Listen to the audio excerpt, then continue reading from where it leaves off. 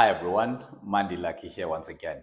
Thank you so much for the support that you have shown us in the previous two videos that we've already uploaded. I've been seeing the comments, I've been seeing the subscriptions, and people are showing more interest saying that this is the kind of content we are looking for. We're glad that we could provide you with content that brings value to your life. It's mostly at this time of the year. It's December. Financial matters are always of utmost importance during this time, and we're hoping that we can at least contribute towards you achieving your financial goals by the end of 2024. By the way, remember, it's never too late. So we're glad that we could start so that when we enter 2025, we are already, on a high, and we would be just continuing, catching on momentum. So today I just felt like let's go back a bit, just to help everyone understand how to get involved in the space, because I'm sure some people don't even understand some of the terminology that we have started using. Some don't even know where to start. Some are wondering, how does this thing even work? Does it apply to me? How can I know that I qualify to even start investing in property? And by the way, today is the day for you to start thinking about property investment if you had not started thinking about it before. So, one of the things that are key whenever you're going to start the journey of property investment, and I think any other journey, by the way, whether you're going to invest in other instruments, these aspects are very critical for each and every one of us to ensure that we go through them to see if ever we're ready. Number one, it's very imperative for each person that wants to be involved in the property business to first understand their financial state. Financial affairs are key for you to start your real estate investment journey. I don't want to say business because for some people they actually officialize it in terms of an entity, but for some people it's going to be a side hustle. So it's a journey for most of us. So why am I speaking about the importance of understanding your financial affairs? One, you need to find yourself in the roadmap to real estate investment in this manner. I always make this analogy. Before we had the navigation system on our phones, which automatically finds us or finds our location before it finds where we're going, we had the paper maps. I'm revealing my age here.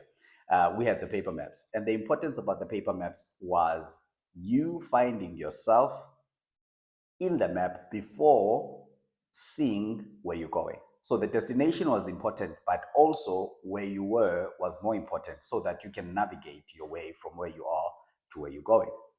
Same thing applies to this process. We need to financially find ourselves in the roadmap to financial success or to real estate investment. How do we do that? By making use of ding, ding, ding, ding, ding, ding, this famous word, the budget. The budget is key for us to establish where we are.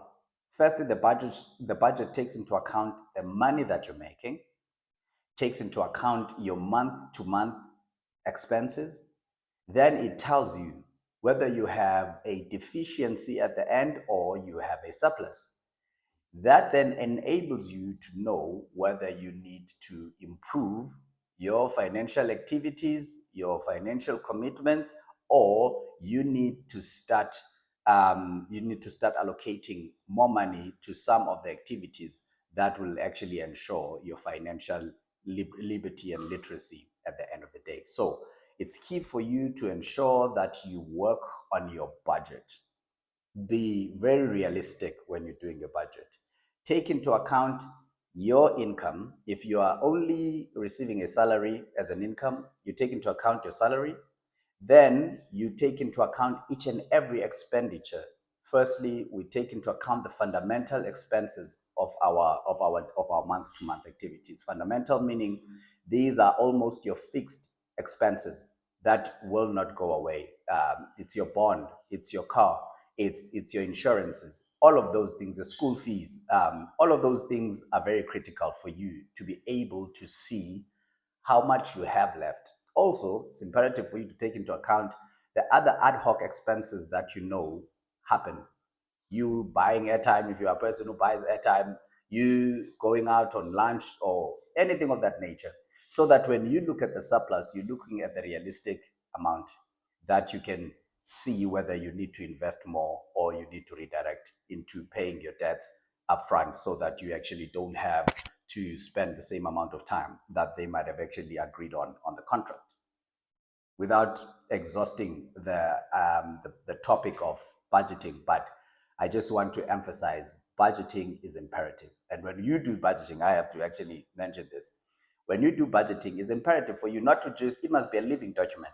Don't do a budget and put it there. Then you continue with your life. And when the money comes in, you just spend it however. And then you consider the budget 3 months or 4 months down the line. So I took this one, I can give it to my wife. I took this practice from her. So one of the things that you do is when you do a budget, you actually, whether you're using Excel, we use Excel. So you use your Excel, then you first write the amounts in red with them not yet occurred. So if you are forecasting, you then put your amounts in red. And as you receive the money or as you spend the money or you actually make the payments, you then mark those expenses and those incomes green. With the money coming in and the money going out, you mark them green. That gives you an indication of how much you have budgeted for has actually taken place so as to track your incomes and track your expenses. Okay. I can say I could make a video on just on budgeting alone, but very key and very important because this will give you a reflection of whether you afford buying the house you are looking at. We're going to talk to that. The very important principle about affordability, which we'll talk about as well, is you must not spend more than 30% of your gross income on the bond. So this is very imperative for you managing now your finances. So make sure that when you're looking at a house, don't get excited with the beauty of the house. That might actually make you overcommit because the price of the house will take more than 30% of your gross income. This is very key for you to manage your cash flow now. Cash flow is very critical, as I've said. You don't want to start something and then you actually struggle with your month-to-month activities. So you need a buffer after you have actually paid your bond. The next thing that's very critical after that is to ensure that you have a source of income. On this one, I'm going to touch briefly because we'll have another video on it.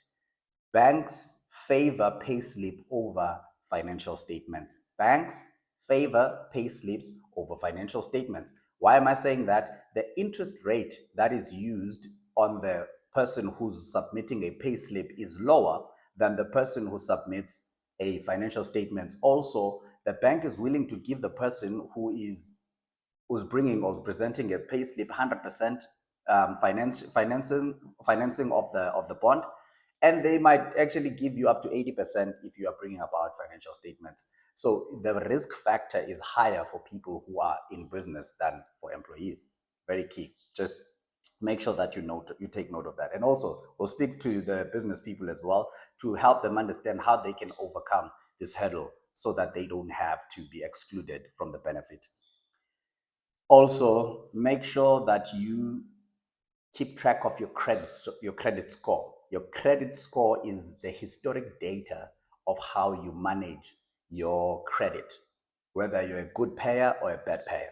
And trust me, every financial activity that actually involves the bank giving you loans or your consumer debt giving you credit, it affects your credit score. Make sure you get to places like Experian, go to ClearScore. You've got quite a number of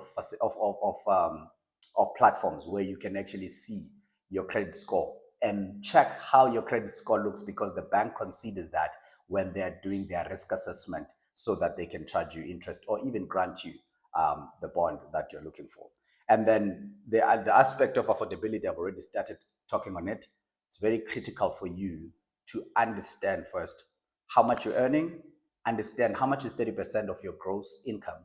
Also, having looked at your budget, track your expenses because that will also give you an idea of, because you might have a 30% buffer or actually access to 30% in order for you to pay for your bond, having looked at your gross income. But because you've already committed on other things, some people commit to things like cars, and those cars normally take a lot of money from their month to month salaries, which makes it difficult then for them to use that 30% mark in order for them to consider the price of houses. So ensure that you have not yet committed yourself first on other things that will make that 30% go over the limit of your salary or your gross income that you actually have. So make sure that you manage what the bond amount will be. We'll talk about the specific amounts that go into your month to month payment when you acquire a house in another video.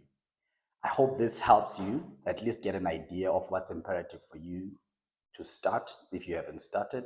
Also, for the person who's actually going to go for a second property, these key aspects we've touched on are very critical for every investor. Hope you'll have a good day. Enjoy your festive season. Mandela here. Thank you.